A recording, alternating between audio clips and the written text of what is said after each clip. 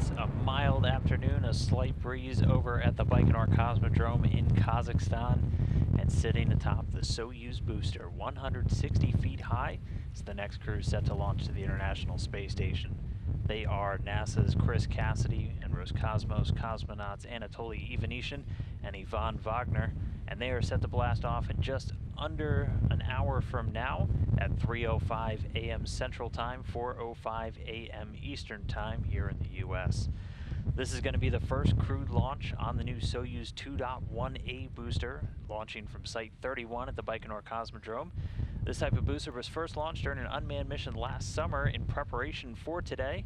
And also notable, this is going to be the first launch from Site 31 since October of 2016, when NASA's Shane Kimbrough launched on Soyuz MS-02 as part of Expedition 49. I do want to start off with a good morning, good afternoon, good evening, anywhere you're tuning in from all over the world. I'm NASA's Dan Hewitt, coming to you live from NASA's Johnson Space Center here in Houston. We're going to be taking you through the countdown of the launch today, the ride uphill, and these three's journey to the International Space Station over the next several hours, ultimately docking and arriving and getting the crew on board back up to a full 6-person strength. And right now, teams of launch controllers are watching all the systems on the rocket, on the spacecraft, talking to the crew, and also looking at everything on the International Space Station, their ultimate destination. No issues being tracked right now. Fuel and oxidizer loading for the Soyuz began just a few hours ago. And one of those teams on the left there that you're looking at is over in Russia, in the control center just outside of Moscow in a town called Koryov. And then on the right, the International Space Station Flight Control Room here in Houston. We're coming to you from the White Flight Control Room today as part of the current situation. We're hopping between control rooms, the White Ficker and the Flight Control Room number 1, the usual Space Station Flight Control Room. Here in Mission Control, the team watching over the current expedition crew who are going to be preparing to support the arrival of the Soyuz MS-16 later today. Right now, our flight director is Anthony Varia. He's going to be leading the Orbit 1 team on for this morning. And just next to him is European astronaut Andreas Mogensen. He's serving as the Capcom, or the voice communication between everyone down here in Houston and the crew on board the station. And that crew on board right now are NASA astronauts Jessica Meir and Drew Morgan. They're up there with Russian cosmonaut and Space Station Commander Oleg Skoropochka. Morgan launched last summer on July 20th, the 50th anniversary of humanity's first steps on the moon. Meir and Skoropochka followed shortly after, launching last September. And then once the crew gets there today, the complement will be up to 6, but only for about a week. It's going to be a quick handover as Meir, Morgan, and Skoropochka will make their way back here to planet Earth, coming up on April 17th, bringing the space station back down to just 3. And as I mentioned just a little bit earlier, docking for the new crew will occur several hours from now later today after they complete the planned 4-orbit space flight. We're going to be bringing you live coverage of all of that later on this morning. Right here on NASA TV at 8:30 a.m. Central Time for docking, 9:30 a.m. Eastern Time. They're scheduled to dock with the Poist module that's up on the space-facing side. We call it Zenith, of the Russian service module, also known as Zvezda. And then about 45 minutes after that, or about 45 minutes after we begin our coverage, we'll see that docking at about 9:15 a.m. Central. On the journey up there, though, the Soyuz tracking and telemetry is going to be downlinked to ground stations along the flight path, routed to the Russian Mission Control Center, again in Koryov, just outside of Moscow. Throughout our coverage today, both for launch and for the docking and the hatch opening later, if you have any questions that you want to ask, we'll be trying to take a couple on Twitter. You can ask using the hashtag AskNASA, and we'll try to get through a bunch of those throughout our coverage this morning, and then later on when we get to the docking later this morning. Today's launch is pretty notable for several reasons. The first being that this crew underwent their final weeks of spaceflight preparations during the current international health emergency, the COVID-19 pandemic, changing things for people all around the globe. And this crew and their preparation no different. So things will look a little bit different this time compared to typical Soyuz launch preparations, mainly just like a lot of other things. You're seeing personnel kind of trimmed down to just the bare necessities. But of course, NASA, all of our international and commercial partners, even always taking steps to prevent the crew from getting any sickness or illness. They go through something called health stabilization, spending about 2 weeks in quarantine before their launch. So this crew on board has been kept in that strict quarantine for the last 2 weeks, limiting contact with anybody outside of flight surgeons and those already cleared, and also in quarantine themselves before they launch. That's actually standard operating procedure for space station missions, as we obviously want to keep these astronauts healthy before they leave. Any medical assistance or anything like that you have down here on the ground, don't want to bring a cold or anything more severe up to the space station. So thanks to that thorough protocol that we already have in place, the crew safe and healthy and ready to launch today on board this Soyuz. Another fairly noteworthy aspect of their upcoming expedition is during their stay, we're anticipating the first ever crewed launch from NASA's Commercial Crew Program. The SpaceX Demo 2 flight test. That's going to be NASA astronauts Doug Hurley and Bob Behnken launching in that SpaceX Dragon. They're expected right now to launch from somewhere between mid to late May, and all the teams down here on the ground continuing with the training for that mission. Also, in light of all the circumstances right now, the crew finishing up their final training, and everyone very excited to see these space flights once again return to America here. So that expected to take place during Expedition 63 while the crew is on board the station. So really getting excited for that. The crew's also going to be on board for a big chunk of this year, where we are celebrating a year-long celebration of the International Space Station's 20th anniversary. You'll see that little ISS 20 and a whole bunch of stuff all over NASA TV.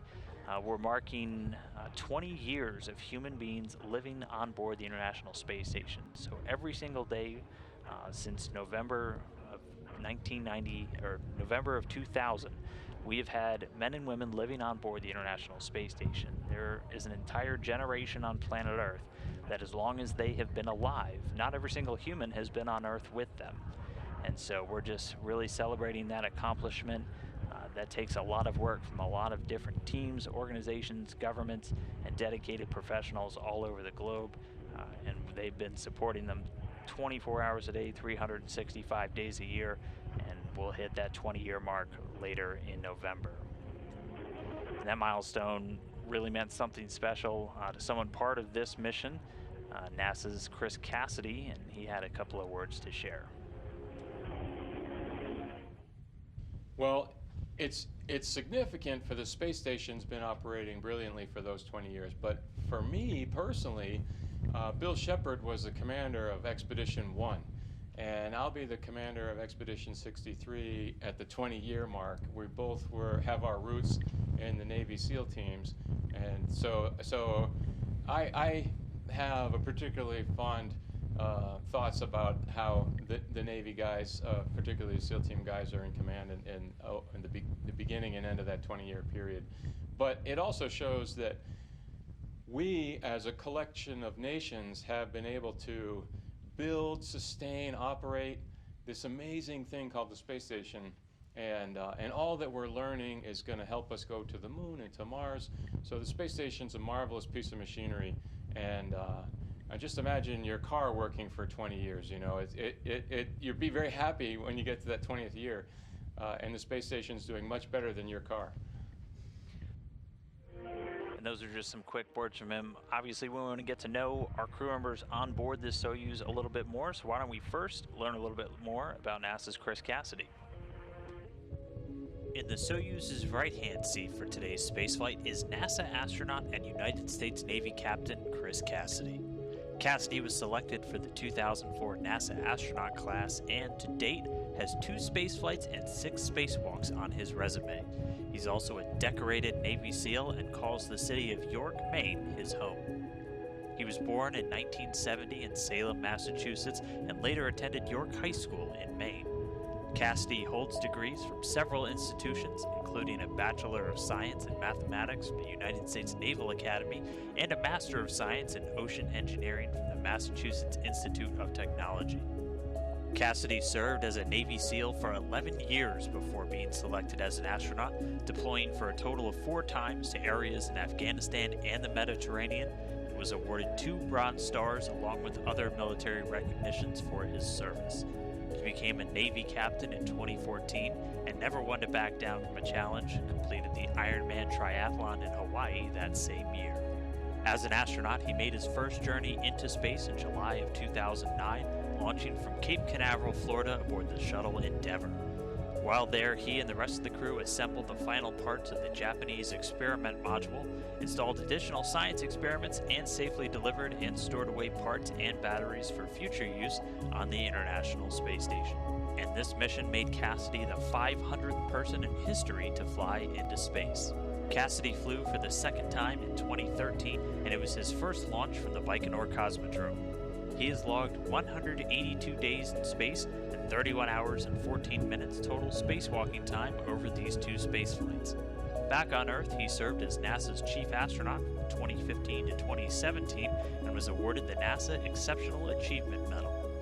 He will take over as the International Space Station commander next week when the current commander, Alex Krapochka, hands over the keys in the station's change of command ceremony.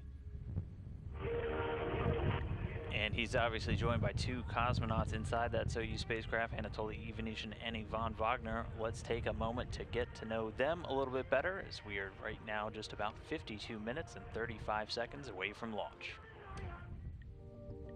Seated in the capsule's center seat is today's Soyuz MS-16 commander and Roscosmos cosmonaut Anatoly Ivanishin. Ivanishin is a decorated retired Russian Air Force colonel who was assigned to the Cosmonaut Corps in 2003, completing his training and examinations in 2005. He was born in 1969 in Irkutsk, Russia, located in Siberia.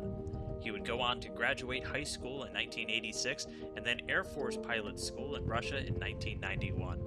He holds several pilot licenses and logged a total of 550 hours of flying during his military career. His flight aboard the Soyuz today will mark the 3rd space flight of his cosmonaut career.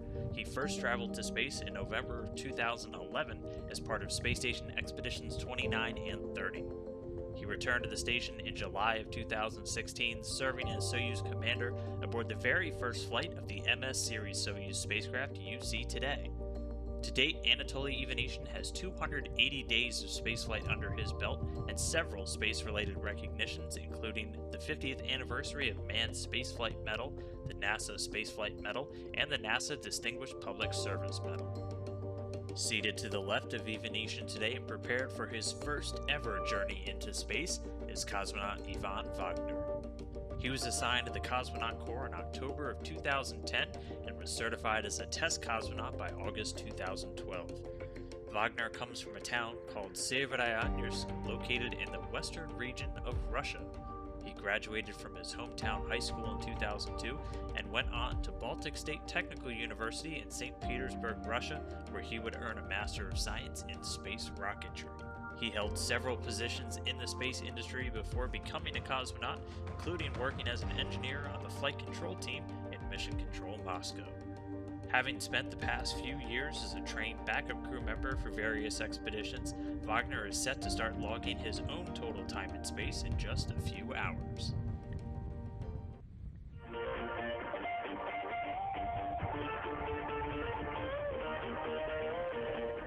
And that music that you're now hearing is actively being pumped into the Soyuz spacecraft. It's common for the flight controllers to pump in some music to the crew while they're strapped in. They've been on board the Soyuz now for a couple hours, and now we're going to take a look at what their path was like to get there. The day's activities in Baikonur began a couple of hours ago as the crew was awakened about 6 p.m. Central Time on April 8th. It was 4 in the morning over there in Baikonur. The prime crew in front, the backup crew just behind them, you can see Cassidy there. They walked out of the Cosmonaut Hotel. Before leaving, they went through a time-honored tradition of signing some doors, which is, there are a lot of traditions in Russian spaceflight that you'll hear about. You'll see several of those today. But the crew signed some doors and then they did the walkout. Usually a lot more crowds packed there. But again, just in light of the situation, fewer people there to see them off on their way. They departed the Cosmonaut Hotel and then boarded this bus for a 40-minute ride from the town of Baikonur onto the Baikonur Cosmodrome. Their destination was the Integration and Suit-Up Facility, also called Building 254, on the Cosmodrome grounds. See a Russian Orthodox priest there on the left. Another tradition with these space flights. He's there to bless the crews in the morning, also blesses the rocket, typically 1 or 2 days before the launch after it's been erected on the pad.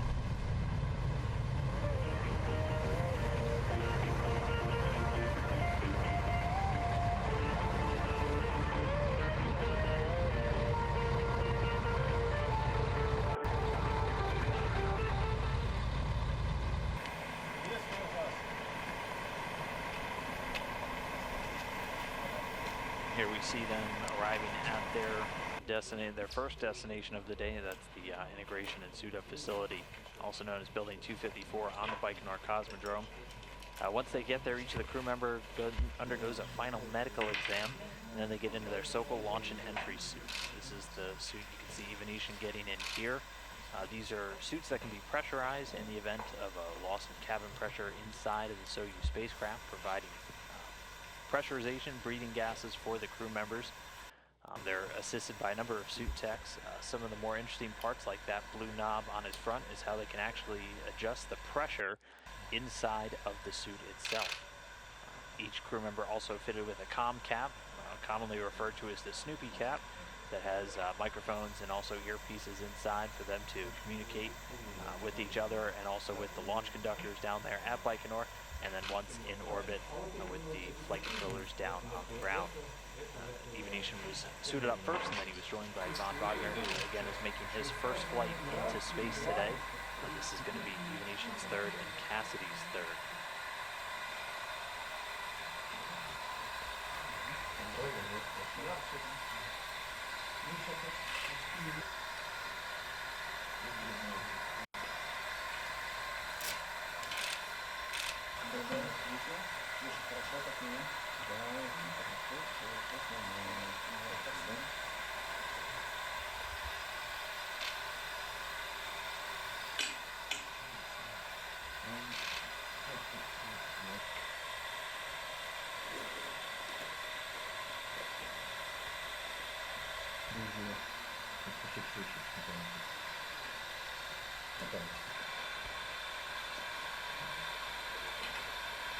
And last but not least, they were joined by NASA's Chris Cassidy, again getting into his Sokol launch and entry suit. This all taking place in the suit-up and integration building on the Baikonur Cosmodrome. They undergo that final medical exam, and then trained suit technicians help them get into these Sokol suits. They're going to wear these for all of the dynamic phases of flight. And for these short trips to the International Space Station, relatively short, 6 hours instead of the 2 days that it was several years ago, they'll stay in these suits pretty much the entire time, eventually doffing or getting out of their suits after they dock to the space station and before they open up the hatches.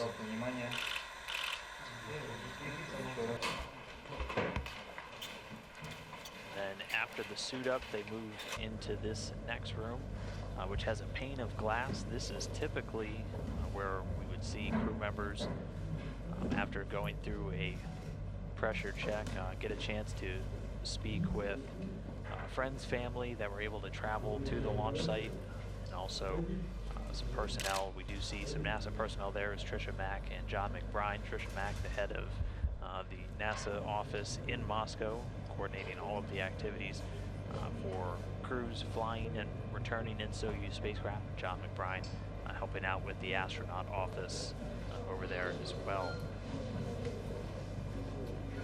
And those are two of really the main individuals that are there at the launch. Again, typically you see a larger contingent, family, friends able to travel to Baikonur, not able to do it this time around with all of the travel restrictions. But this room still serves a very important purpose. This is where they actually go through a pressure check of the suit itself, so you'll actually see it. It gets plugged in, they get into a seat that's a mold essentially, or a mock-up of the Soyuz seat itself, and you can see Ivanishin in there, and his suit actually puffs up a little bit. They're pressurizing it, so they're feeding breathing gas, typically using a nitrox mixture, so a similar composition of what we have in our atmosphere down here on Earth.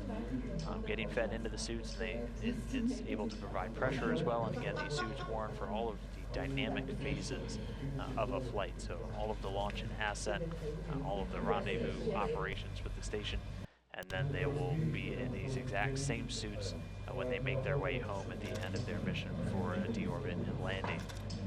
One interesting note about the suits, this is a of the seats, this is a mock-up of the seat. Each of the crew members on board the Soyuz has a specially molded seat liner. They actually sit in basically a gutted out version of what you can see Vagner in right now, and plaster mold is poured all around them to conform to their body, and they get a special seat liner that is then installed in the seat, and that's why every single crew member also has they have assigned seats. Chris Cassidy's in the right seat today. The left seater, also known as the board engineer in the Soyuz spacecraft, is essentially the backup for the center seat where the Soyuz commander sits. The Soyuz commander prime for all of the vehicle's operations, for manual control of the vehicle, should they have to take over for the rendezvous and docking, or any of the other phases of the flight.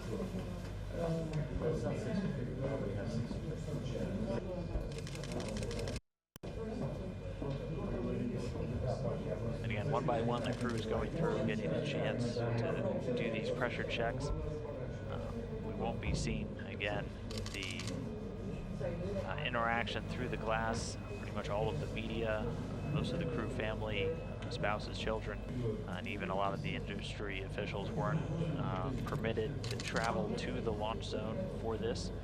Just again, always keeping the health and safety of the crew paramount in all of the planning.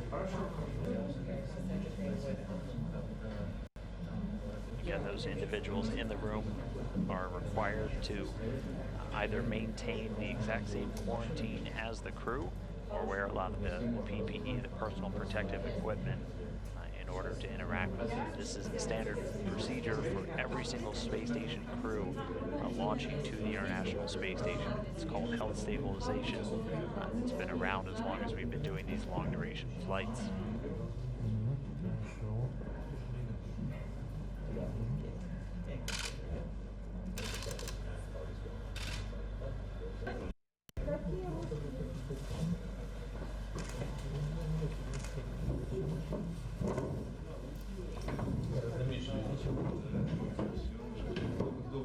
Как настроение, как готовность? Хорошая. Хорошо. Ну, мы провели заседание государственной комиссии сегодня рано утром. Проверили все технические службы. Все идет по плану, все нормально, поэтому готовимся к пуску в назначенное время. И что хочу сказать. Желаю вам успешного старта и полета. Сделали все, что можно было на подготовке. Я надеюсь, все будет здесь штатно, на ракете все штатно, на корабле все штатно. Знаю, что со скафандрами у вас тоже все штатно, поэтому чтобы повнимательнее, все будет нормально. Удачи. Единственное, хочу попросить вас, вы технику не ломайте. I guys wanted to ask you, please don't break anything on board. Не подведет техника. Поэтому удачи. The equipment will work Всю well. последующую работу сделали так спокойно, хладнокровно, несмотря на прессинг времени и так далее. Despite everything, Без суеты, без спешки, как один великий мой учитель говорил, торопиться значит медленно совершать точные движения. Чтобы вы все делали точно, медленно, и соответственно программы полета. Удачи вам. slow and steady makes This sense. is your day. You worked so hard to get here, and I hope everything goes absolutely perfectly. Enjoy every moment. Enjoy your new home station, and know that we are all here on the ground supporting you and welcoming you home in October. Take care.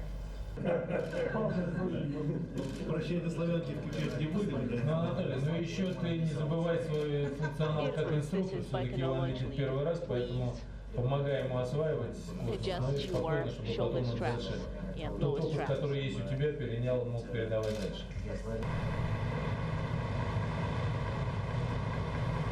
And after those those leak checks and getting a chance to talk to a number of officials, among them Dmitry Roscosmos, Sergei Krikalev, and NASA's Trisha Mack. The crew is ready to walk out. Individuals gathered for the final walk down. They come up and salute the head of the Roscosmos. The head of Roscosmos, Dmitry Rogozin, there on the right.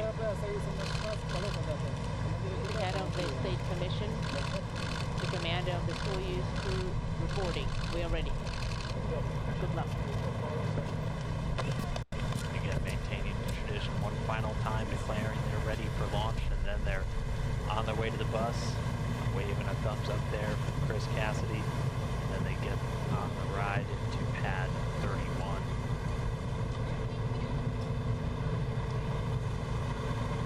Отходим назад. Отходим.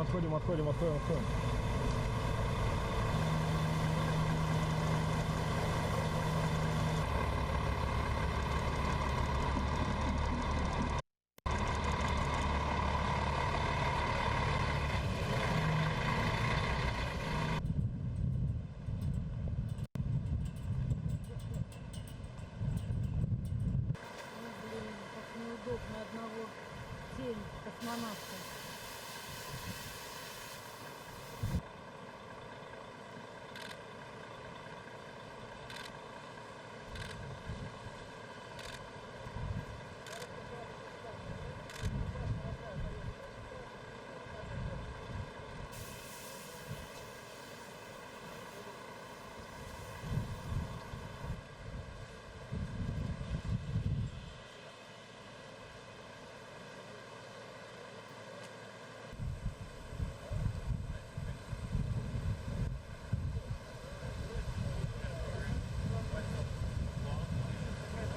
And then once the crew arrived at pad 31, again, officials from their respective space agencies able to lead them to the final steps before they make their way up to the elevator, taking them to the top of the Soyuz booster. Again, about 160 feet tall, the Soyuz spacecraft sitting on top inside of a protective launch shroud.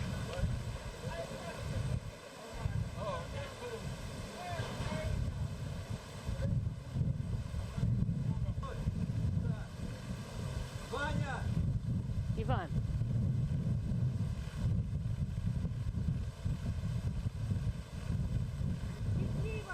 Again, they were able to climb up those stairs, wave goodbye to the final well-wishers there at the pad, ride the elevator up to the top of the Soyuz to board the capsule, and as of this moment, they've been on board for about 2 hours.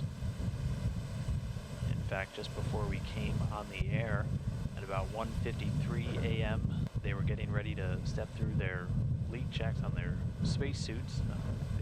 About 5 minutes later, reported that they had completed all the leak checks on the hatches of the Soyuz spacecraft, and the crew kicked off those leak checks, closing their visors and pressurizing their suits. And we'll be getting a couple of views inside the cabin throughout our coverage and the ride uphill this morning. Right now, the crew, last time we checked in, had their visors back open, but we'll see those get closed right before the launch begins.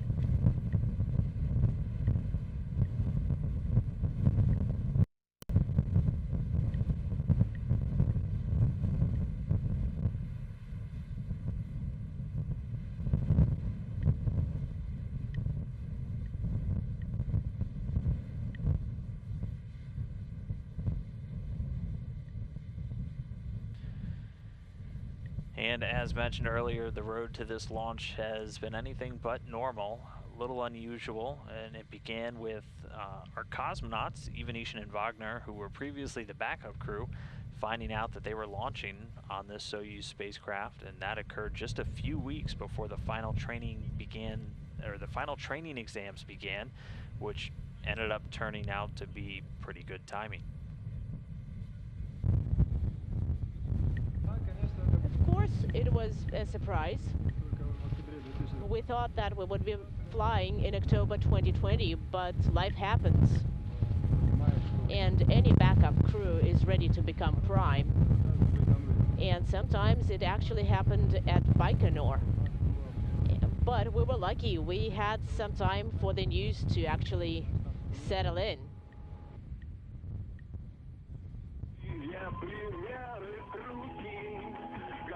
And just like Ivanishin mentioned, they, along with Chris Cassidy, have been training for this mission for a few years now, and they were very prepared, ready to fill in these roles, even under the unusual circumstances.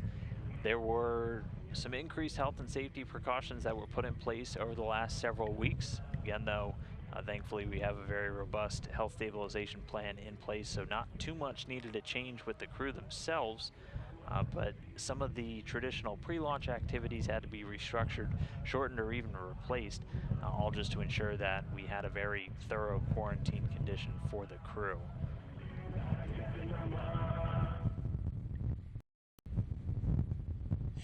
Well, it's been interesting. Life for us in the pre-launch period is always in quarantine. So for me, I knew I was going to be in quarantine these 2 weeks. But what's really different is everybody else around us is in quarantine too, just like the rest of the world. And to see the impacts on that in terms of who from NASA can come over to support launch, even which the Russian operational support team will be much smaller. My family and launch guests will not be able to come, so it'll be a really, really skeletal crew there in the Baikonur Cosmodrome, which will be quite different.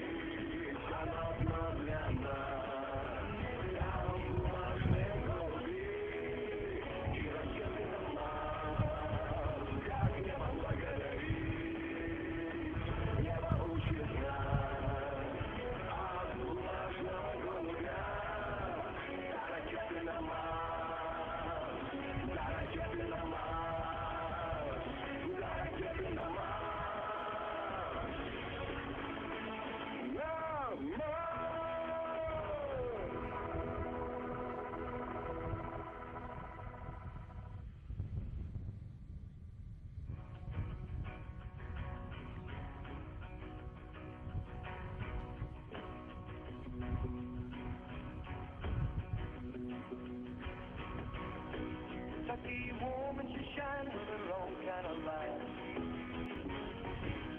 She look at you once in a day, but you're wrong, looks alright.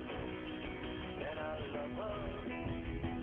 God knows I love her.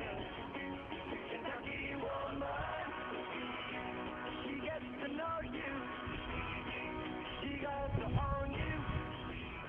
Kentucky woman. She ain't the kind that gets turned at the drop of a name. Something inside that she's got to set your own just the same. And she loves me. God knows she loves me. Kentucky woman. She gets to know you. She goes to own you. Kentucky woman. Don't want much. Good Lord, there beneath my feet, gentle touch. That one girl and life is tender. Ain't no doubt. Talking about Kentucky woman. She gets to know you. All right, and we're back at the launch pad now. You can see the gantry arms beginning to pull back that service structure, providing access to the rocket itself. One of the final tasks down there at the pad before we're ready for launch. The rocket that you're looking at right now went through all the standard preparations earlier this week. The spacecraft itself was mated to the booster, and the three main stages were all joined together. And then on Monday, the Soyuz rocket began its trek to the launch pad, where it was raised to its vertical position for final pre-launch preparations. And this is some video from, again, earlier this week on Monday.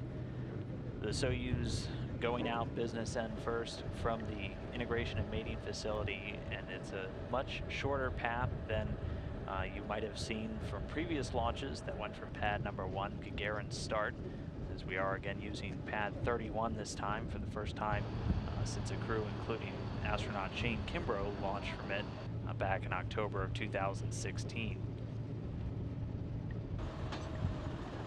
All this because we are on this new Soyuz 2.1A booster.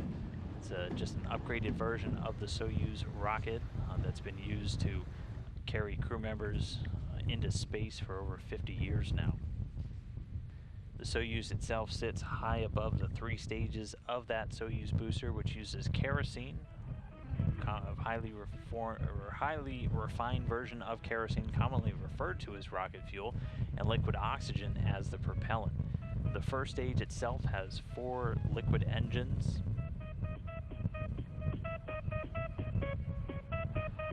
The first stage itself has 4 liquid engines that are strapped to the side of the core vehicle. Each one of those is going to burn for about 1 minute and 58 seconds before they drop away. Select on the first info panel. And then the core engine itself also serves as the second stage.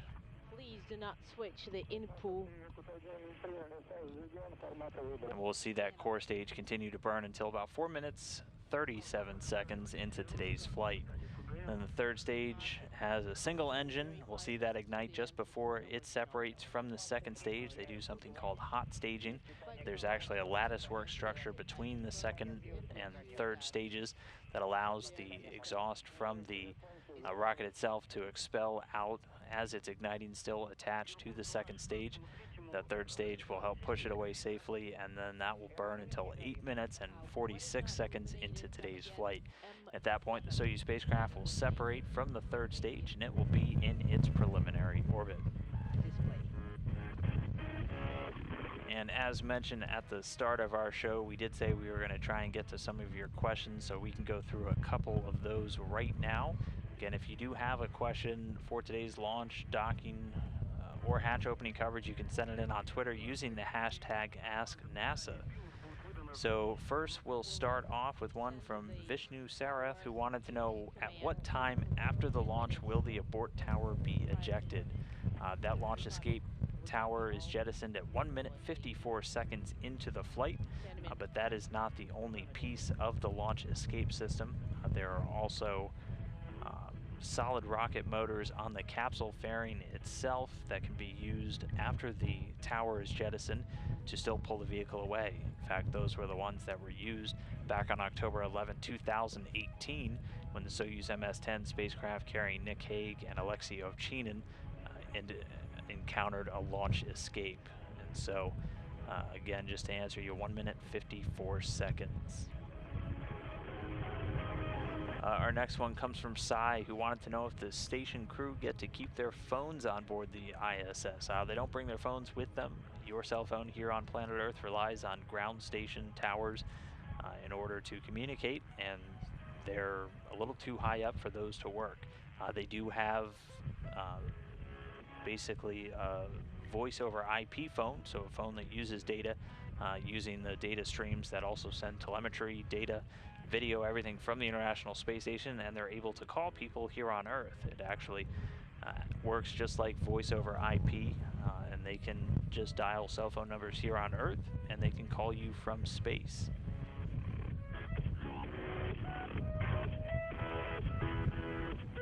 And so we'll just do those two for now, and we will get to a little bit more a little bit later in today's launch. For now, though, let's keep on going through. Let's take a look at the Soyuz spacecraft, which it's still encased in that shroud. We'll see it in space a little bit later when it arrives at the International Space Station. But going through some quick facts, the Soyuz, 23.5 feet long, weighing in at 15,650 pounds, and is comprised of 3 different modules. The one right in the middle, that's the descent module, and that contains all the customized seats for the crew, all the controls and displays necessary for the flight, should the crew need to take control and fly the Soyuz spacecraft, also just giving them insight into all of its systems, both on the spacecraft and the rocket. Also has all of the life support systems, batteries for re-entry and landing, and the parachutes and the soft landing rocket engines that are used to slow the Soyuz just before touchdown when they land in Kazakhstan. The descent module weighs 6,393 pounds and can carry about 110 pounds of payload that can be returned back down to Earth with the module, usually bringing down some cold samples, blood samples, things like that with the crew when they return. And that is, most importantly, the only portion of the Soyuz that has a heat shield, so it's able to survive the fiery re-entry through Earth's atmosphere. The orbital module's up on top. That connects to the descent module via a pressurized hatch. There's a hatchway between it and the descent module that the crew can get through. It has a small amount of room inside that they can move around during the flight to station. On the very top, it has that docking mechanism, the hatch, and also the rendezvous antennas located at the very front end. There's also a forward-looking window they're able to look out, and they can take manual measurements as they're on final approach to the International Space Station. You can use a laser rangefinder in the event that they have any issues with their automated rendezvous system. Then at the bottom there is the propulsion or the instrumentation module that has all of the oxygen storage tanks, the main engine, the attitude control thrusters, avionics and communications and control equipment. The propulsion portion of the module handles all the orbital maneuvers, so it has those engines that are needed for the rendezvous with the space station, and also the deorbit burn at the end of the spacecraft's mission. And then before they are deployed, there are 2 solar arrays, which give the Soyuz a wingspan of about 35 feet. Right now they're folded against the body of the propulsion module. Once they get into space, we'll see them unfurl and start providing electrical power to the station systems. Both the propulsion module and the orbital module actually separate from the descent module after the deorbit burn at the end of a mission, and they burn up in the Earth's atmosphere. The entire spacecraft serving not only as the transport vehicle to and from the station, but it actually acts as their emergency return vehicle, so their lifeboat essentially, should the crew need to leave the station unexpectedly. For every crew member on board, you always have a seat in a spacecraft for them docked to the space station. Just checking in, we are 22 minutes, 20 seconds and counting to today's launch. The crew at this point, again, had already conducted their suit leak checks. They're just standing by now at this point until we get to that launch point. The crew going through all those pre-launch procedures inside the capsule. We're still continuing on with this countdown for today. Once they leave the Earth's atmosphere a little bit later this morning, this is going to be the 3rd trip into space for NASA's Chris Cassidy. And before heading back into orbit, he spent a moment just sharing with us the special perspective that he's been able to gain about the International Space Station, the place that he's very soon going to be calling home once again.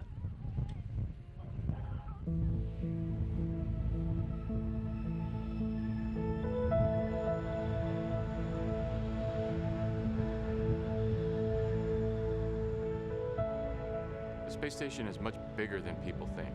You know, when you tell people that I'm going to go live in space, they're picturing this tiny thing where you've got to turn your shoulders, excuse me, to pass each other in the hallway like a cramped submarine. But it's big, and you can spend a whole day and never see a crewmate except for maybe a meal. The other thing people don't realize, it's a machine, just like your car or your house or your air conditioner. It's gonna break, and stuff does. It's just the nature of machinery. Because people sometimes, what, it broke? What do you mean NASA has a thing that's broken in space? Well, yeah, it's a machine, it's gonna break. And that's what we need to do, is keep it running. At the end of the day, there's several things in a mission that requires a person to turn a wrench and fix it. On my first mission, I was a shuttle crew member, and we were helping construct the space station. My second mission as a space station crew member, we were just kind of getting up on step on really pushing the science systems of the space station and getting the most out of all of the assets that the space station has to give for science and research. Now I think we are just humming along with the science and research. The greater community and particularly the specialists in Building 30 and Mission Control really know how to run the space station and keep it going well so that we can devote tons of astronaut hours to science.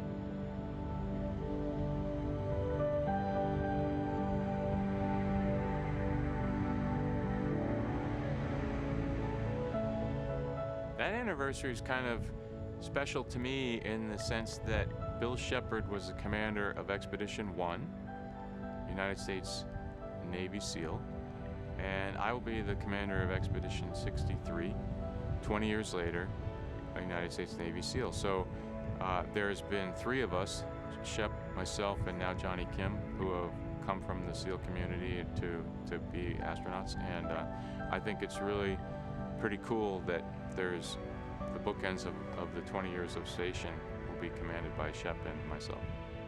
What am I looking forward to most on this mission? This is my 3rd one, and I am going into it with the mindset of I'm going to cherish every single day that I'm there, because it might be the last days that I get to look out the cupola window and see Earth.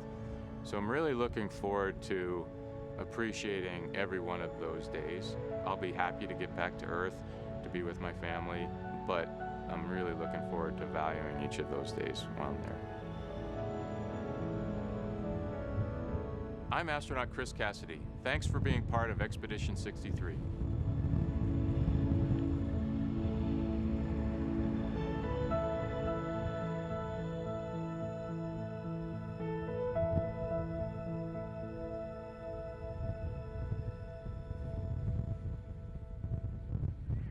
Back now with the live view of that Soyuz rocket, just reiterating that final scene you saw there. If you want to follow Chris in his mission, as he's spending about 6 months on board the International Space Station, get an inside look at what it's like to live, work in space, follow him on Instagram. He's at @astro_seal.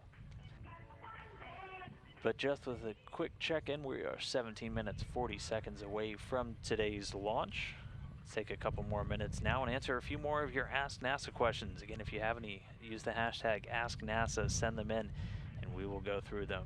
First off, we have one from Andrew Borger, who asked a question about the training that they've gone through. How long have they been waiting for this day? And also, how much thrust has this rocket let out? Crews for the space station typically train for about 2 years, and that's to get familiarization on all of the systems on board the International Space Station that they'll be interacting with, whether they're fixing it, working on experiments, if they're doing spacewalks. There's just a lot of knowledge to try and gather and train, and it takes about 2 years to do that. They're also going through spacecraft-specific training, so this crew had to train on the Soyuz spacecraft systems, be able to respond in the event of an emergency, be able to fly the vehicle if you're the Soyuz commander or the backup, and they actually do final exams. It's almost like going back to college for a lot of these crew members. So about 2 years of training. And then how much thrust does the rocket let out? The first stage of this Soyuz spacecraft delivers about 930,000 pounds of thrust. And then our next one comes from Robert Guzman, who asked, when the astronauts come back to Earth, is their immune system weakened by their stay in space? It's a really interesting question, and that's something that we actually have a lot of different research studies taking place. The human body adapts extremely quickly to new environments. It's both a blessing and a curse with stuff like spaceflight. It starts to affect a lot of things like bones, muscles, and even immune systems in these astronauts. They've seen that it can actually affect your immune system. It can even weaken your immune system a little bit. And that's just one of the many things that we have to really understand as we look to not only send humans further than we've ever gone before, going forward to the moon, eventually onto Mars, just to keep people safe when they're in space, but also very importantly when they come home. We've also found that a lot of stuff that happens to your body when you're on the space station has a lot of parallels for ailments here on Earth. A lot of things that happen to your body, like bone wasting and muscle loss and things of that nature, mimic a lot of the effects of aging. And so we're able to use these astronauts, and while we're trying to really understand what happens to them while they're in outer space and how to best take care of them, a lot of those lessons can actually translate to making life better for humans back down here on the ground. We're going to keep moving on, but again, keep sending those questions in. We'll be doing a whole bunch later today when we get to the docking show, so just keep using that hashtag AskNASA. And we've talked about it a couple of times here today, spaceflight. It's all about traditions, and in keeping with that, every single expedition mission, just like every NASA program, every crew is given their very own patch with a unique design that helps to commemorate their mission and their crew members. And this is a look at the Expedition 63 patch. It's definitely one of my personal favorites. It's a very cool, interesting looking one.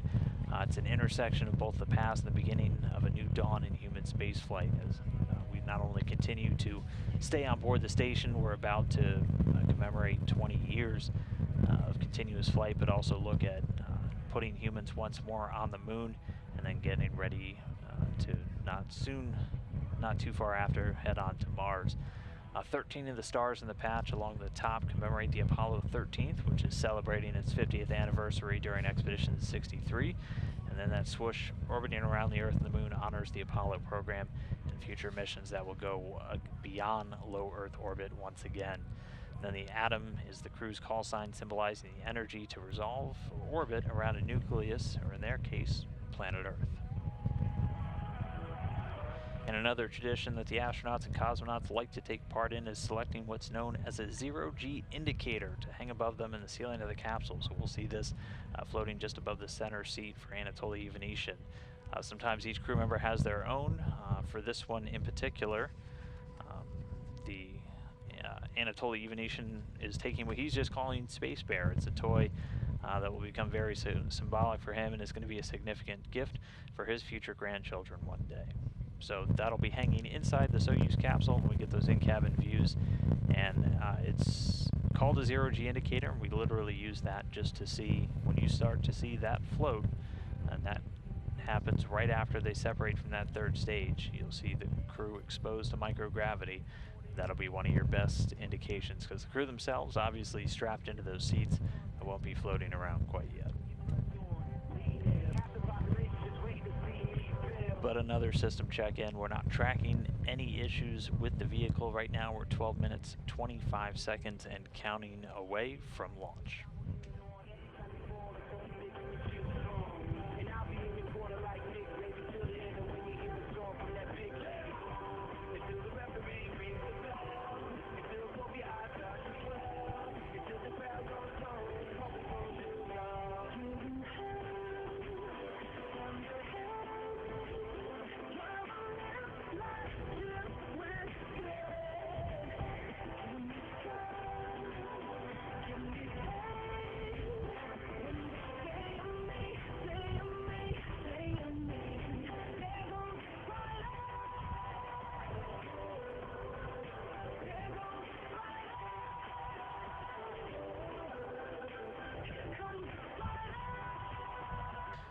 Alright, so we are getting closer. You're 11.5 minutes away from launch right now. All told, it'll be just under a 9-minute ride to orbit for the crew today. They're going to be launching at 3:05 a.m. Central Time, 4:05 a.m. Eastern. We'll be looking for a number of milestones on the ride uphill. One of the first major ones is going to be the launch escape system jettison. That comes about 1 minute 54 seconds into the flight. The first stage will cut off and separate those 4 strap-on liquid-fueled boosters at 1 minute 58 seconds. After that's done successfully, the launch shroud, so that area on top, actually protecting the Soyuz spacecraft from aerodynamic forces on the ride uphill, will next separate at 2 minutes and 33 seconds into flight. The second stage will shut down at 4 minutes 37 seconds, separating at 4 minutes and 48 seconds. As that happens, the third stage will begin firing, doing what's called a hot fire technique. And again, when we get a close-up on the rocket, you'll be able to see a latticework-like structure between the second and third stages of the Soyuz spacecraft, allowing that engine to fire while they're still attached. The third stage lower skirt jettison coming 4 minutes 56 seconds, and then the final thing that we'll be looking for is going to be that third stage shutdown. Launch lead, please close your visors, L-5 minutes. And you just heard the crew told 5 minutes readiness. We are 10 minutes away from launch. They're going to close their visors now in their SOCA launch and entry suits.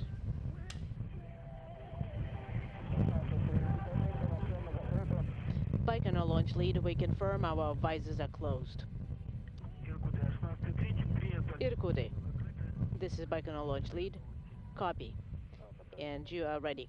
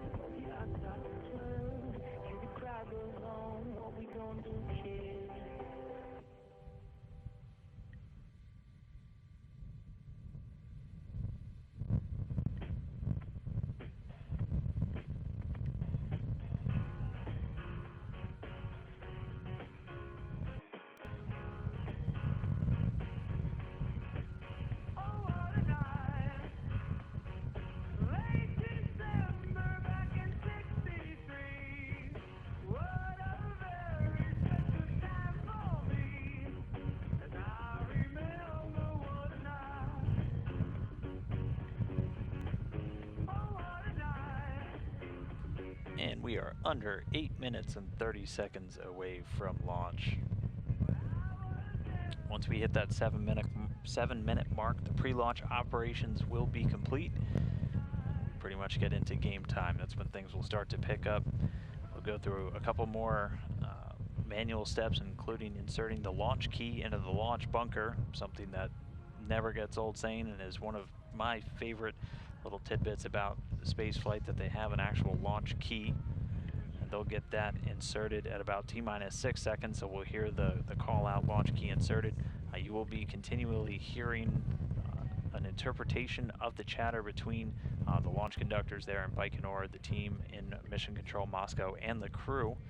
So you'll hear one voice, that's our interpreter's voice, so if it sounds like someone is talking to themselves, that is one person having both sides of the conversation. Here's a view of Chris Cassidy. Again, he's in the right seat today. This is going to be his third trip into outer space. We heard the crew call that their visors are closed. You can see them there in their seats. Irkut, this is Baikonur launch lead. We are at L-1 minute. And I will be reading out the numbers to you guys. Copy. We confirm L-1 minute. And throughout the operations today, you're going to be hearing the Soyuz referred to as Irkut, I-R-K-U-T, and that is Anatoly Ivanishin's call sign, paying tribute to his birthplace of Irkutsk. Irkut 1, everything's nominal on board, and we're ready for launch. We copy Irkut. Ivanishin reporting everything nominal or normal on board the spacecraft, and they are ready for launch. We are 6 minutes, 22 seconds and counting away from liftoff.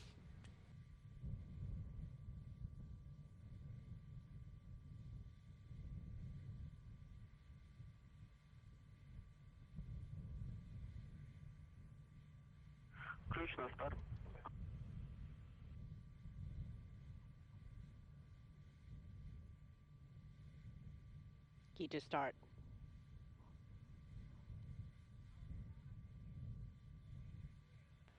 And we have confirmation the launch key has been inserted in the launch bunker that transitions the launch sequence into its automatic mode. So computers on the Soyuz rocket now taking command and stepping through pre-programmed procedures as we count down to launch.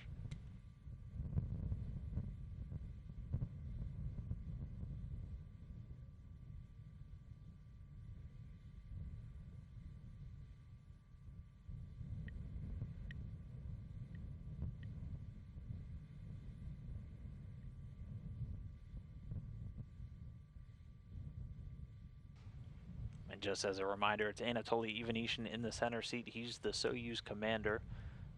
And then at the top of your screen is Ivan Vagner. He's in the left seat. He's the board engineer for today, essentially the backup role for the commander on board the spacecraft. And we'll also get views of Chris Cassidy. He's seated to Ivanishin's right. Lines purge. We are under 5 minutes away from launch.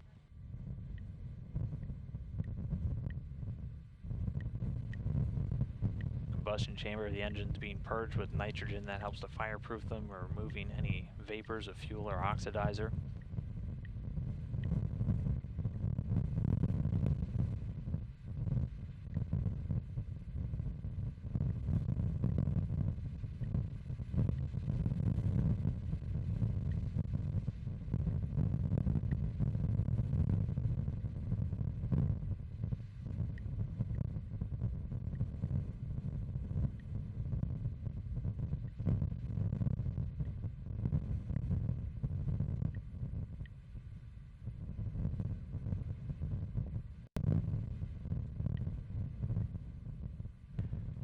We are now under 4 minutes away from launch. There will be a couple of visual indicators that can help you count down. The first umbilical tower will be separated from the booster at about 35 seconds before launch, but the second and final one separates at 15 seconds before launch. So once you see that second one separate, begin counting down from 15.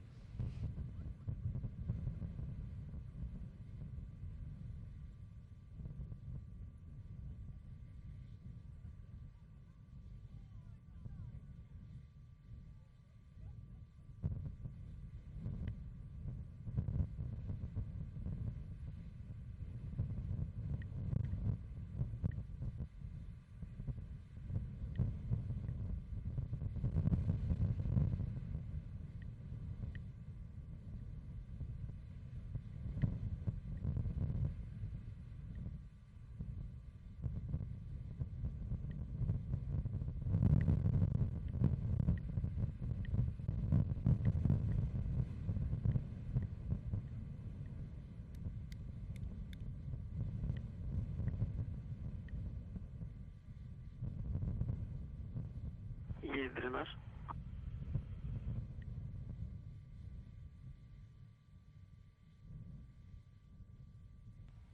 And as we come up on 2 minutes and 30 seconds, you just heard the ground propellant feed has been terminated, so fuel and oxidizer no longer being loaded into the vehicle. Venting confirmed. Repress confirmed.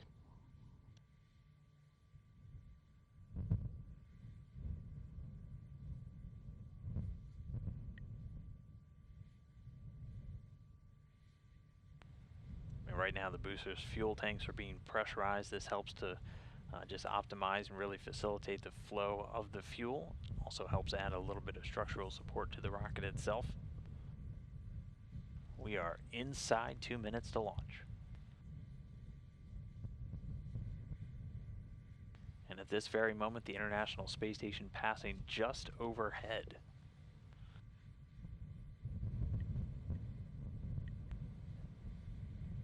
At the moment of launch, though, it'll already be 587 statute miles ahead of the Soyuz spacecraft, flying just over northeast Kazakhstan, but just passed right over pad 31 there at the Baikonur Cosmodrome. 1 minute and 20 seconds to launch.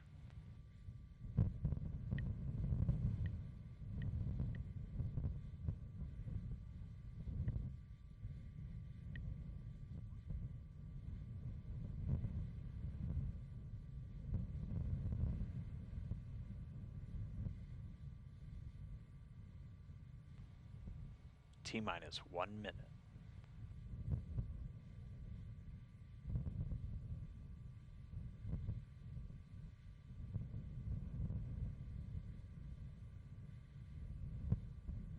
Земля, борт. Confirm.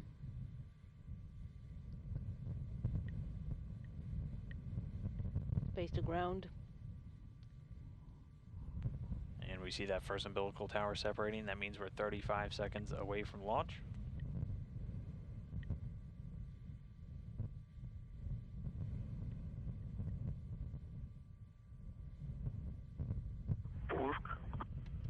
Launch. And there goes the second tower, so we are 15 seconds away from launch. We're going to see the boosters at the bottom light up, and as their thrust builds, it'll eventually overcome. Intermediate. Main one. And liftoff. Cassidy, Ivanishin, and Vagner on their way to the International Space Station.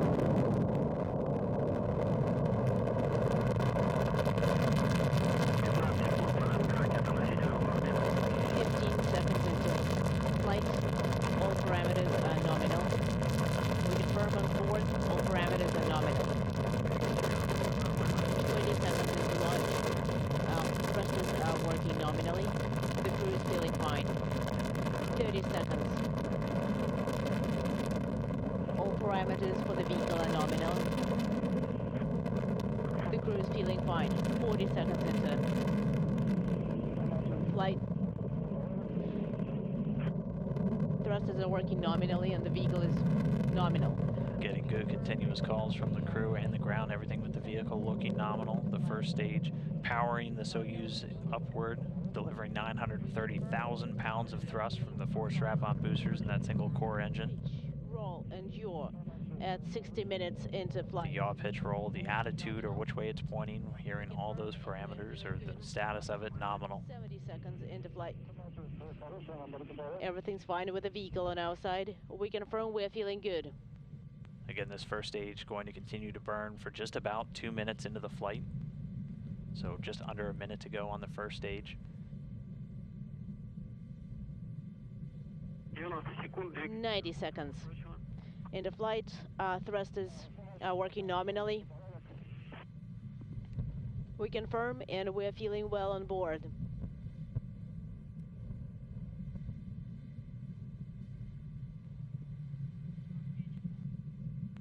Soyuz continuing to retreat from view, already traveling well in excess of 1,100 miles per hour. We confirm. And seeing the Koryoff cross there as those strap-on boosters separate. The first stage separating right on time. We also confirm lateral unit separation. Their job done. They drop weight at an altitude of about 28 statute miles. The Soyuz traveling at about 3,300 miles an hour. Vehicle stabilization is nominal. Everything's fine on board.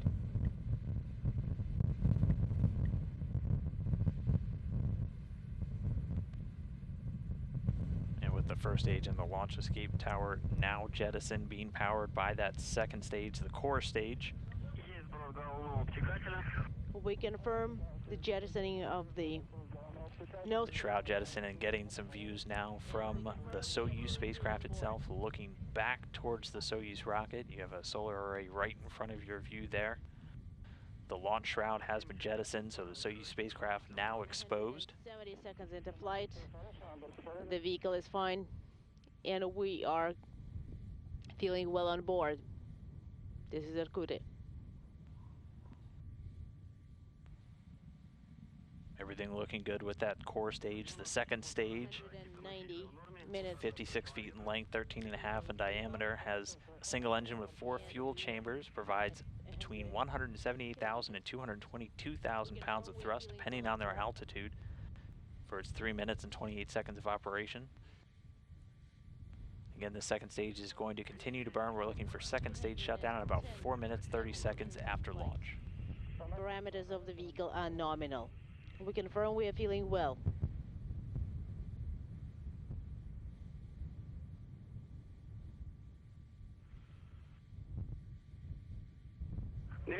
seconds. 230 seconds into flight.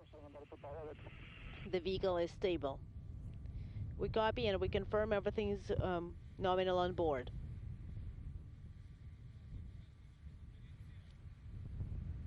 So we're a little over 4 minutes since launch. Again, we'll be looking for that shutdown and separation coming up in about 20 seconds. And as that separation occurs, the third stage will begin firing. It's called a hot stage technique. And that third stage will ignite while the second is still attached.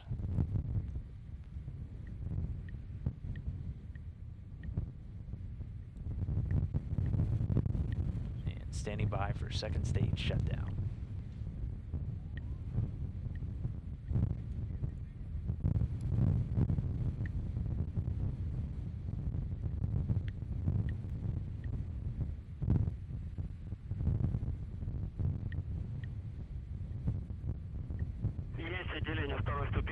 We confirm separation of stage 2. We see it as well. Everything's nominal on board. Copy. And we have confirmation second stage shut down and separated, and you saw a piece fly off. That was the third stage's lower skirt jettison. That was targeted to come off at 4 minutes 56 seconds into launch. We're already past 5 minutes and 20 seconds. Third stage now going to continue to burn until we're at our orbital insertion, so the initial orbit of the Soyuz spacecraft. That's expected to come at about 8 minutes and 46 seconds at shutdown, and then the separation coming just 4 seconds later. into flight, and the thrusters are working nominally. We confirm, and everything's nominal on board. So right now the Soyuz being propelled into orbit by the single engine of the third stage, providing 67,000 pounds of thrust, going to continue to burn until shutdown, coming in just under 3 minutes from now. 360 seconds into flight. Your pitch and roll are all nominal. Copy, and we are feeling well on board. Still getting great updates from the crew. Anatoly, Ivanishin talking to the ground. Everyone feeling well on board. Yaw, pitch, roll. The engines all performing nominally. That's the word we want to keep hearing. It means everything's going normally according to the plan. 6 minutes, 35 seconds since liftoff. 390 seconds into flight. All control systems for the vehicle are working nominally. And we confirm we are fine on board. Copy.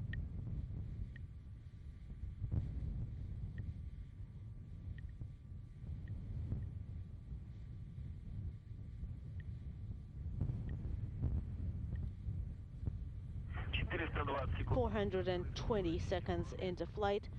Your pitch and roll parameters are all nominal. Copy. We are fine on board.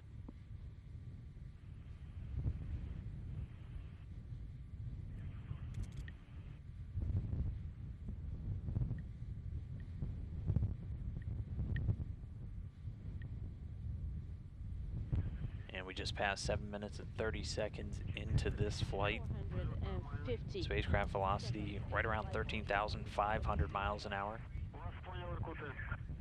Confirm. Irkutsk inaudible. We copy Irkutsk. секунд.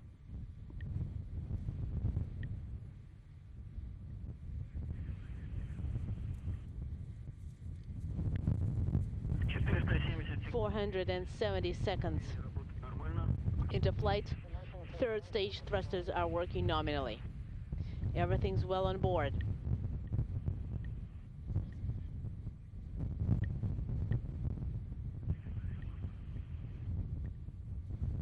секунд. 490 seconds into flight. The vehicle is stable. And we're standing by. Our next major milestone is going to be the shutdown of that third stage, coming in about 20 seconds from now. On board. Thank you for your support. 510 секунд. 510 seconds into flight. Your pitch and roll are all nominal. Get ready for the stage separation. So we'll see the engines cut off, and once the vehicle separates, it usually gives the crew a bit of a jolt. Then the Soyuz will be flying free. We see the third stage separating there. We can see it dropping away now. Third stage separation confirmed. And congratulations, guys. You are in orbit. I am handing you over to the Mission Control, Moscow.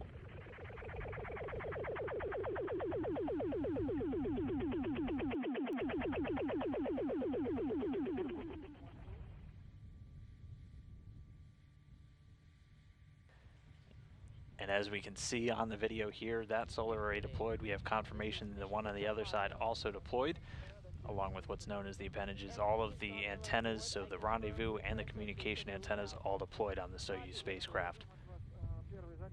Then we will be standing by for the first measurement, and then please proceed to page 39. Я Иркут-2. Готов дать первый замер. MCC Moscow, this is Irkutsk 2. I am ready to give you 56. Давление ИСА 805. Давление ПО 827. Давление приборном отсеке 849. I am ready. So we'll stick with these views in the Soyuz as long as we still have them. They'll begin passing out of the range of the ground stations where we're able to get this video transmitted down eventually. And I am But everything looking like they're good in a good initial orbit. The orbital parameters, so looking at both speed and then their apogee, perigee, the orbit that they're in, looking good after a successful separation from that third stage. So with that, Chris Cassidy, Anatoly, Ivanishin, and Ivan Vagner are in outer space. 23rd, 327. For Cassidy and Ivanishin, this is their third trip. For Wagner, his first. The crew now going through a number of their initial orbital checkouts. Again, one of the major things that we always look for is getting those solar arrays out, which provide all the electrical power to the systems on board the Soyuz spacecraft. Also, the antennas being deployed, and those were all confirmed to be done successfully, and we were able to get a view of one of those solar arrays popping out just shortly after that separation from the third stage. And we confirm that we are ready to activate Control Panel 2. You have our go. Control Panel 2 is activated. And we are starting with Course 2 test. Copy.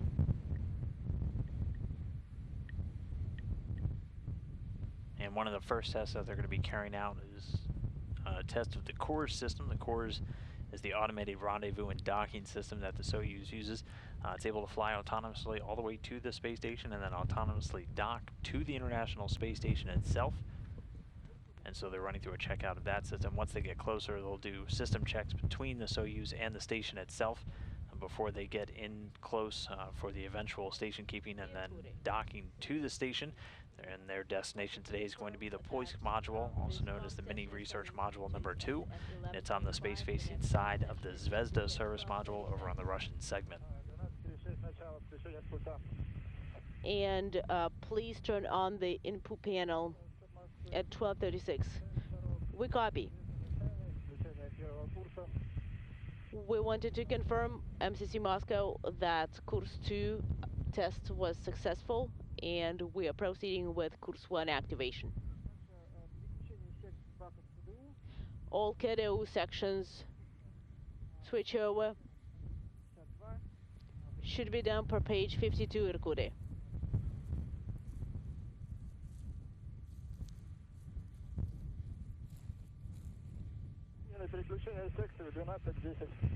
And the switch over is at 12:10. We copy, 12:10.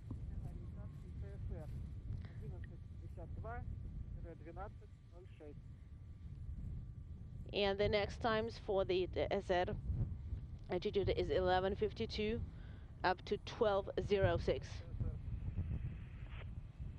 Copy. And Course 1 activation went successfully.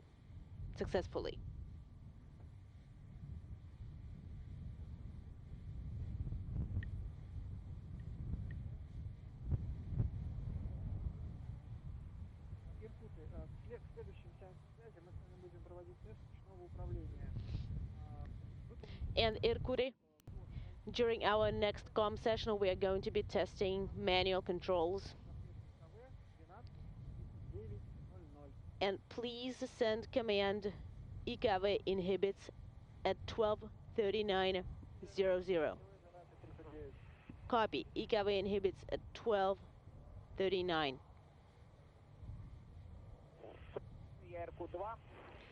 MCC Moscow, this is Irkutsk 2.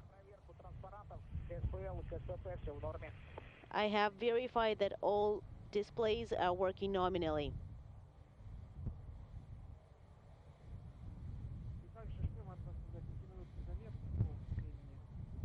We're also standing by for a 5-minute measurement.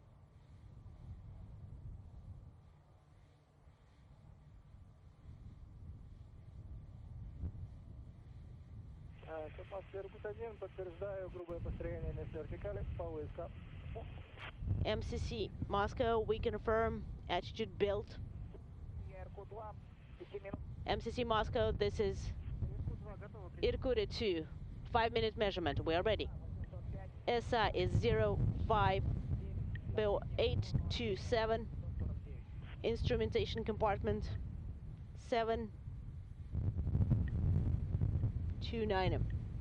We copy.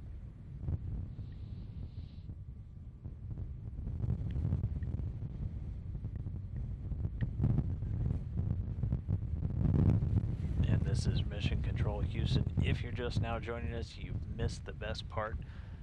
The launch was done successfully on time. We'll be bringing you some launch replays in just a little bit.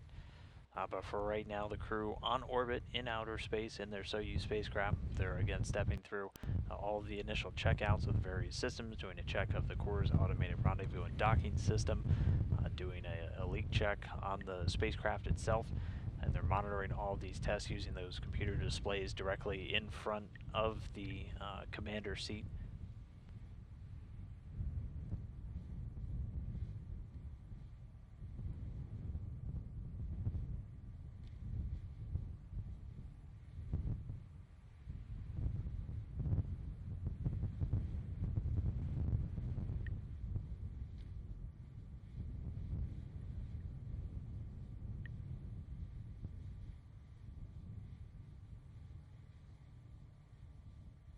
Ребят, как слышите меня?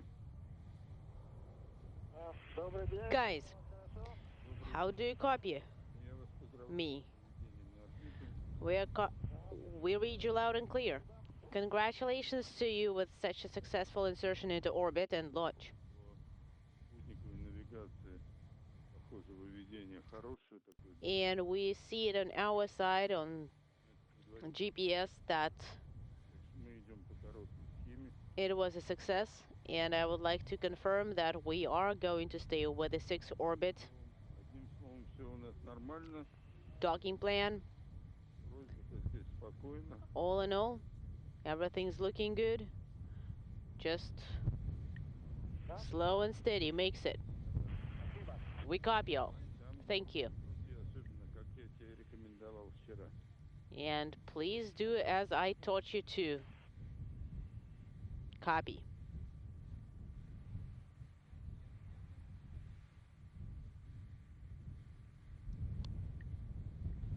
And one important part from that conversation we were just listening in on, they are still continuing with this 6-hour rendezvous with the International Space Station, so everything looking good with the spacecraft and those initial checkouts, meaning they should be on time for a docking today, which we're currently tracking to 9:15 a.m. Central Time.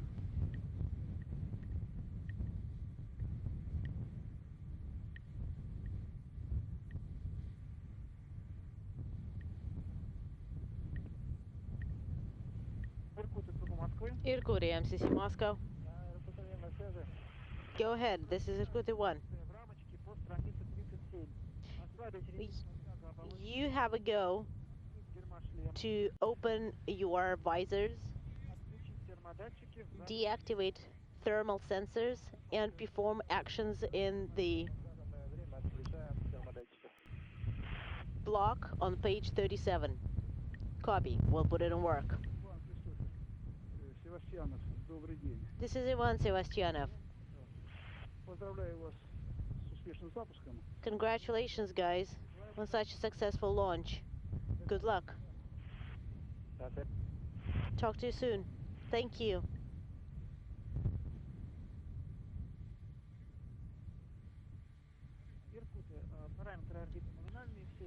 And the crew just getting some final congratulations from flight controllers in Koryov, just outside of Moscow at the Russian Mission Control Center.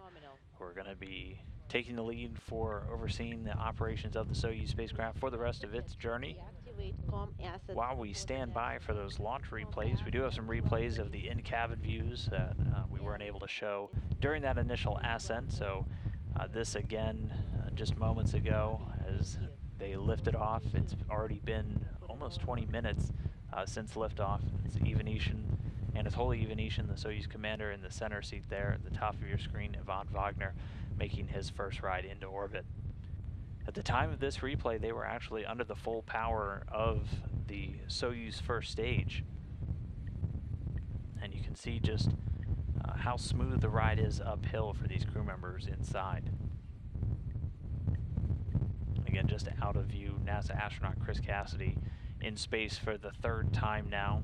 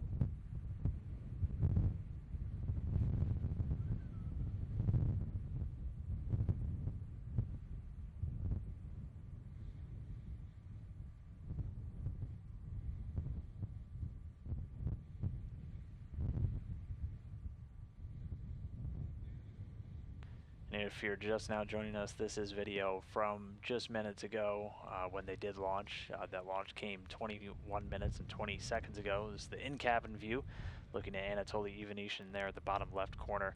And Ivan Vagner, big smile on his face as he made his first ride uphill into outer space today. Right now, the crew is still inside the Soyuz capsule performing all those initial on-orbit checkouts. At this point, they've been given the go to open up their visors on their suits, also getting reminders to deactivate some thermal sensors on the Soyuz spacecraft itself, and then getting ready to extend the docking probe and doing a hand controller test. They have a hand controller in front of the commander's seat, able to actually control the Soyuz spacecraft itself, although if we go per the nominal plan, everything's just going to be done automated using that CORS rendezvous and docking system. That antenna was confirmed to have deployed shortly after the vehicle separated from the Soyuz rocket, along with the solar arrays. So again, just standing by for a few moments for those launch replays. We should be bringing them to you shortly.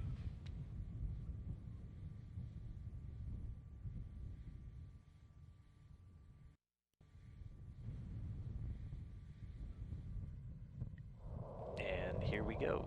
These are replays. That launch came right on time at 3:05 a.m. Central Time, 4:05 a.m. Eastern. Soyuz MS-16 spacecraft taking off on the Soyuz rocket from pad 31.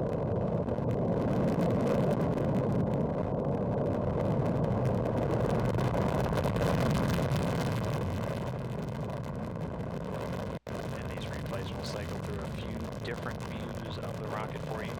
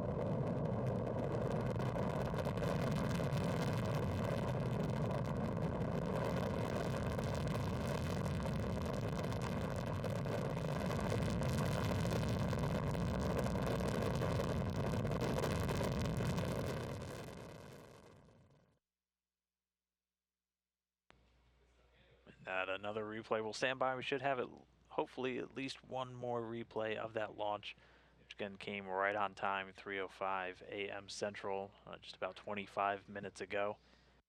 While we do stand by, we did get confirmation that the docking probe, so that extends from the very top of the Soyuz spacecraft out of the orbital module, and that's used to do the final alignment into the docking compartment on the Poist module where they're going to be headed today. That was extended successfully, so all of the on-orbit checkouts continuing to go per the plan. We should be just under 20 minutes away from one of the first major firings of the engines on the instrumentation or the propulsion module of the Soyuz spacecraft, known as the DV-1 burn, a delta velocity #1 burn. And that'll be the first in a series of firings to gradually raise the Soyuz's orbit until it gets on the same level as the space station, currently orbiting an altitude of about 257 statute miles. Here we go, one more launch replay from just about 26 minutes ago.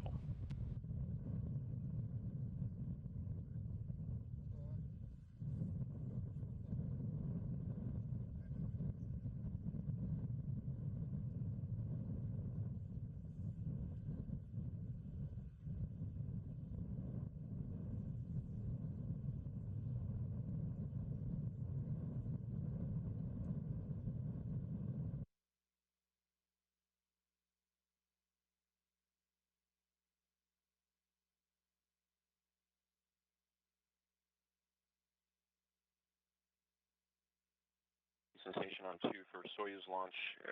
Looked like a perfect launch and orbital insertion to us. We got a little peek out the cupola.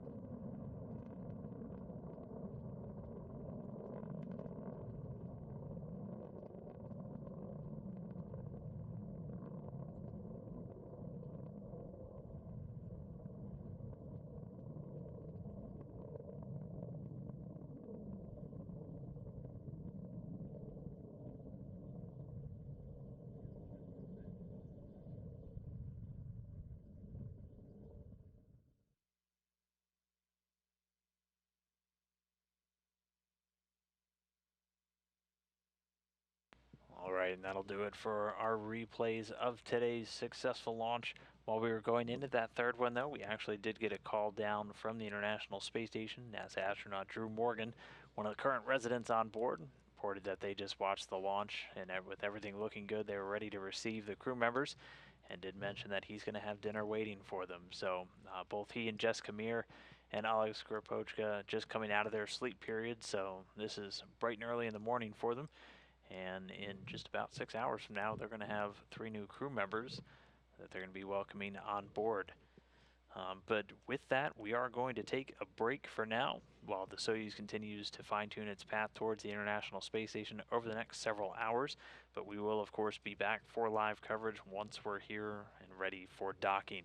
So just coming up on NASA TV, we'll do a video file of the post-launch, just giving you, again, some more views of the launch and all of the major events from this morning's activities so far. And then we'll be back with our live coverage at 8:30 a.m. Central Time, 9:30 a.m. Eastern, for planned docking at 9:16 a.m. The hatch opening coverage will come just a few hours after docking. After they dock, they do a series of leak checks, and then they get ready to open the hatches and move into the station. So we'll begin that hatch opening coverage at 11 a.m. Central. The hatch opening targeted to come right around 11:30 a.m. Then we will wrap up today's coverage with a video file showing all of the highlights from docking and the hatch opening at 2 p.m. Central, 3 p.m. Eastern. So be sure to tune back in then. Keep sending those questions using the hashtag AskNASA on Twitter. We'll have plenty of time to answer those as we move through the docking and the hatch opening show a little bit later this morning. And I do want to thank everyone for either staying up late or waking up early to tune in and watch this launch today. It was a rough time for everyone, so we truly appreciate it. So with that, we will go ahead and sign off. We'll be back in a few hours. This is Mission Control Houston.